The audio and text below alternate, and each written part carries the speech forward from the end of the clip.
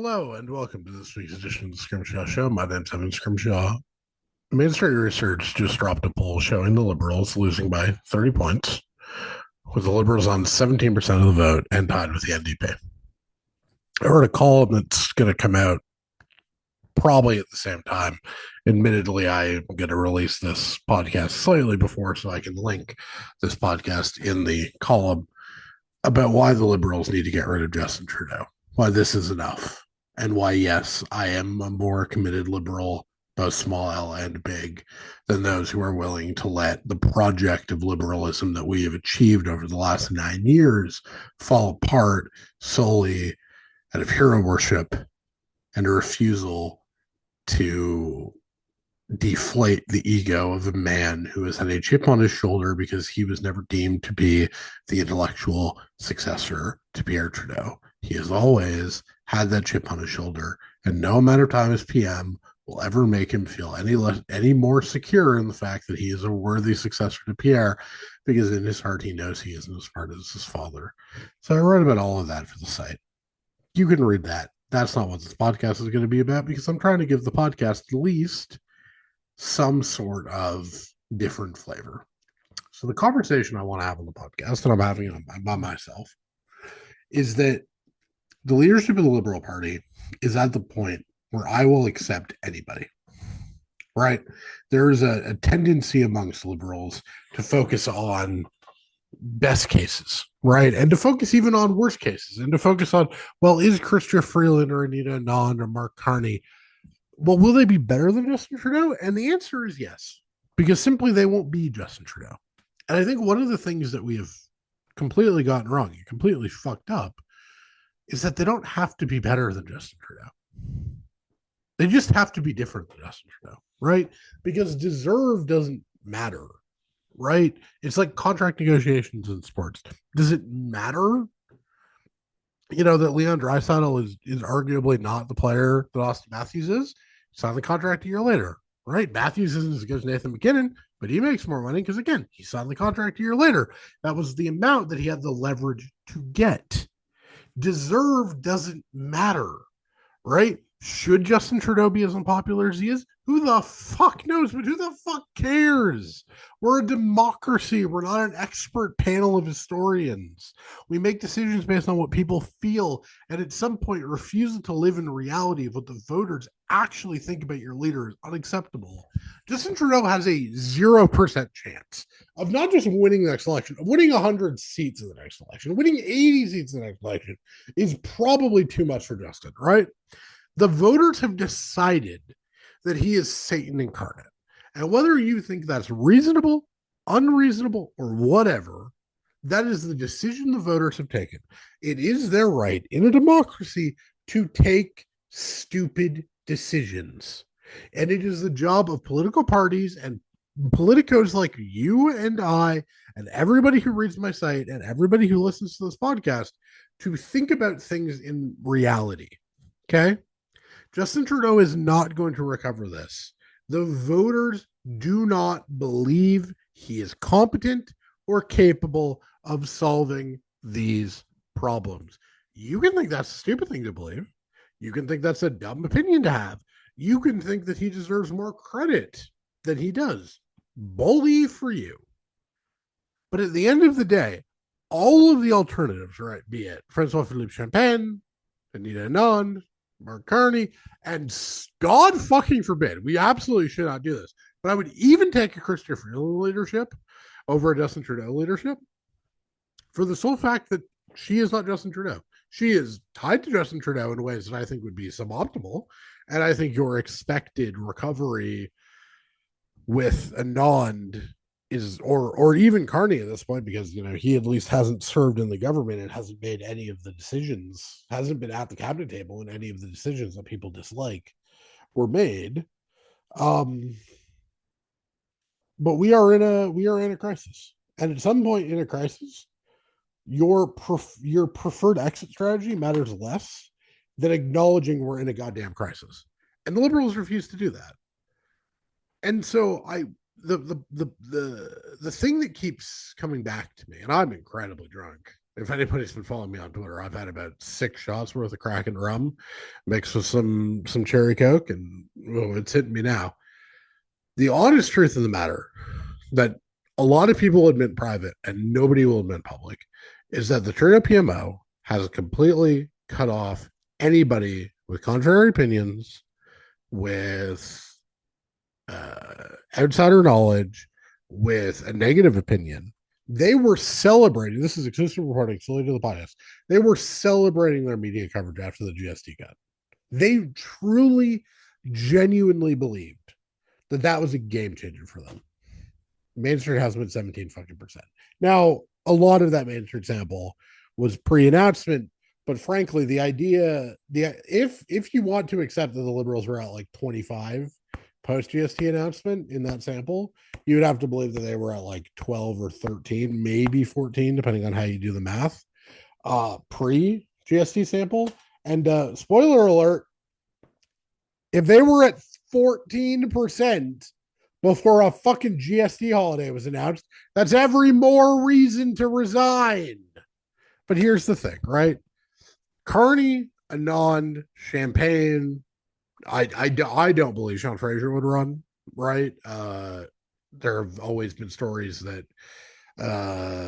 his family would rather, I mean, frankly, that his family would rather him not be in federal politics anymore.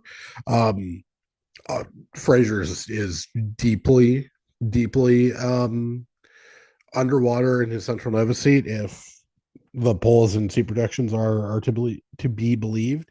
And it seems fairly obvious that he is going to replace Zach Churchill as leader of the Nova Scotia Liberals in a move that will please many people, including his wife. But like the leading contenders are obvious. And the thing about all of them is that they are not Justin Trudeau. Kamala Harris absolutely saved the Democratic Party. If Joe Biden had stayed the nominee, it is incredibly likely that he would have lost by significantly more, that he would have put states like New Mexico, New Jersey, New Hampshire in play, states like New York, which have no business being even close, would have been, within 6-7 points. All the evidence we have post-election is that Kamala Harris did actually save quite a lot of the furniture. Now, she didn't win, but Democrats won 4 Senate seats in states Donald Trump won. It seems incredibly likely that Biden would have dragged the ticket down to a sufficient nature that all 4 of those would have lost, which would mean that Donald Trump had 57 Senate seats. And basically, Republicans would be controlling the Senate until 2030. And of course, with the nature of midterm elections and the midterm penalty, it's entirely possible that Republicans, if Democrats win in 2028, as a lot of Democrats hope they do, it's entirely possible that all of those theoretical Republican incumbents are Kovday, Mike Rogers, Sam Brown, and Carrie Lake. It's entirely possible that they all would have been able to hang on in what is, 2030 in a Democratic year. Democratic presidency might have been a Republican year. So no, the idea that she lost anyways, well, that's not how this works. Saving ground is very important.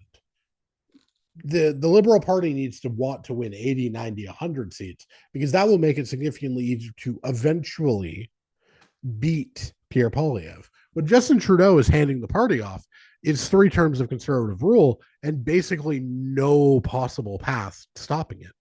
Brian Burgett, who, whatever you think of his comments, whatever you think of his Twitter personality, whatever you think of basically anything to do with him, and Lord knows I've argued with him more than enough in my life, his seat prediction, which is incredibly good, which is incredibly predictive, would have the Liberals winning 2 seats in English Canada on that Mainstreet poll. 1 in Ontario and 1 in Atlantic Canada. And honestly, I'd bet dollars to donuts that the seat in the seat in Atlantic Canada is the Francophone seat in Acadia, which honestly, at that point, really, it's 23 seats in French Canada because, Northern New Brunswick is French. So here's the thing. The party is facing white bet. The entire BC caucus would be gone. The vast majority of the Ontario caucus would be gone, and the vast majority of the Atlantic caucus would be gone. The party needs renewal. I have written the case for Anita Anand's PM with Philippe Francois Philippe Champagne in a DPM role, but in a sort of boosted, higher profile DPM role, something closer to a true partnership. You can agree with that idea. You can disagree with that idea. You can think I'm a genius. You can think I'm an idiot. But at the end of the day, I will take a Cardi premiership, which I think is absolutely suboptimal. I will take fucking hell. I will somehow take a Christopher Freeland one, which I think would be a fucking disaster over the current disaster because it is a disaster and it is a crisis. And at the end of the day, if you want to pretend that everything is fine and everything is hunky dory, it's not. And if you want to lie to yourself, that's fine. But stop fucking lying to me because right now we are in a crisis and we have a country that is not buying what we are selling. We have tried everything. We have tried a budget. We have tried a summer national tour where the PM decided not to do any media because apparently that was a good fucking idea. We've lost two by elections. We're about to lose Cloverdale Langley City on in December. We have to fight a Halifax by election. The Liberals are going to drag that one out. But if theoretically the budget gets passed in April and we don't go to a spring election, then yeah, we're going to have to fight a Halifax by election, but the NDP are going to win pretty fucking easily too. It's a disaster. It's a joke. And the fact that the entire caucus are not revolting, the fact that the caucus didn't revolt was pathetic. Anderson Smith, he at least had the balls to explain himself to both the press and privately to me. And I understand where he's coming from, but I viscerally disagreed with him and said as much. And the fact that the things haven't gotten any better since Trump lost, Abacus had a 22-point deficit, Mainstreet's 30. Even if you want to say Mainstreet's wrong, but directionally correct, call that a 22 as well. Call it a 22 vote share. Like, what are we talking about? In what world is a 22 vote share, or 21, I think, which is what Mainstreet had? In what world is that a good outcome? What are we doing? Why have we just abandoned the entire concept of standards and holding elected politicians and elected leaders to a fucking standard? Justin Trudeau is failing the cause of liberalism and the ideals that his government has stood for. And he is doing so all in the name of his vapid ego and protecting himself. And at the end of the day, his obligation to the party and to the country is significantly greater. If Justin Trudeau truly believes that Pierre Poilievre is as bad as he claims in the House on a near daily basis that he is, that it is his moral imperative to resign and to allow the Liberal Party a leader who can actually fight Poilievre. And if he doesn't believe that Poilievre is actually a threat to Canadians, then he needs to shut the fuck up. But either way, this cannot continue. This is unacceptable. The Liberal Party needs a new fucking leader. They need to accept that their new leader might be suboptimal, but that any new leader will be better than the dead fucking certainty of a wipeout that we are facing. Liberals in Ontario stared right down the barrel of polling that was this bad, if honestly better, and said, we're going to just let this happen. And the party is still in third place, coming on 7 years after that disaster. And it's honestly touch and go whether we might even get back into second place after 3 fucking elections.